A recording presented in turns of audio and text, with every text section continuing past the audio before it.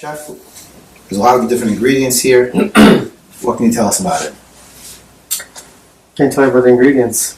What are you making here? This comes from chicken. Okay. This doesn't. So today we're making challah. All these ingredients meld together beautifully in order to make this beautiful bread that we break on Shabbat. Break it down for me. What do we got here? I like that.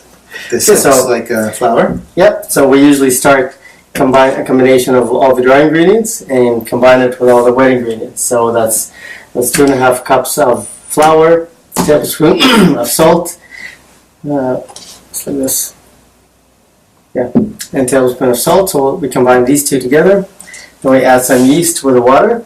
We let the yeast is activated by the warm water, so we let it sit until it becomes a little bit frothy, and that will help to help the dough rise much better and become more fluffy.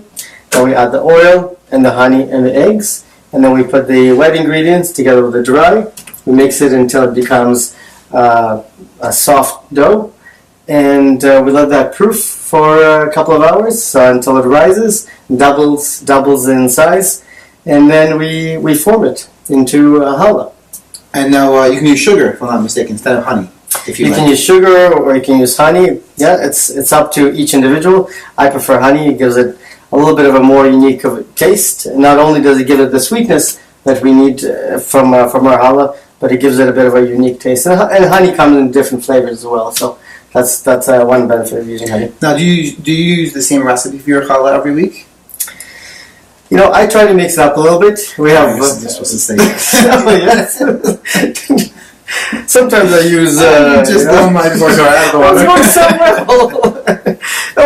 Yeah, of course. Yeah, totally the same way. So you follow the same recipe in general? The recipe is the same, but we can make it in different shapes. So you can make round challahs for Rosh Hashanah, 6 braided challahs, 4 braided challahs, 2 braided challahs. a very rarely tried 16 braid challah. Yeah, that's a hard one, but it can be done. Can be done. And even with raisins. Now, even though you use the same recipe every single week, and you always use the same ingredients, does that mean the challah always tastes exactly the same? Yeah. Yeah, the challah always... No. I was in a war. My taste buds were shot. So, no, never tastes the same. It probably depends, because sometimes you let it rise for a few extra minutes, or maybe you punch down the challah a little different, or maybe it's the way that you kneaded it that made it somewhat a little bit more unique. I don't know, it really does taste the same every single week. It really does. I mean, look, if I use the same ingredients every week, it tastes exactly the same. Thank you so much for stopping by. See you next week when we finally get our stuff together. To share with you. It's like when you meet someone and you find that you have so much in common that they're exactly like you. And that can be so comforting, like us.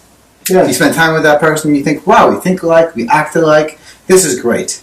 But it also can be somewhat daunting. I'm better looking. You start to think to yourself, maybe it's not just that we do the same.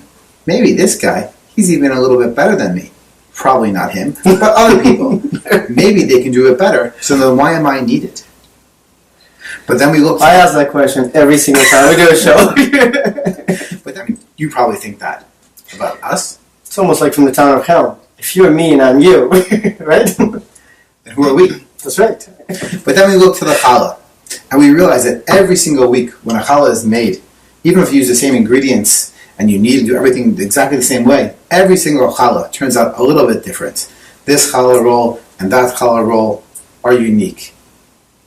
And therefore, we can understand that every single person is charged with a mission in life.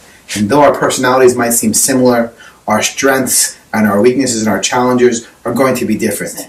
And that's why there's a famous saying that the day you're born is the day God decided the world couldn't exist without you, Chef. I feel that. I feel my uniqueness in this world every time I make challah for Shabbos. Everyone has their own flavor. Thank you so much for joining us at Rabbi and the Chef. Please follow us on our Facebook page. Like us. You can find the recipe.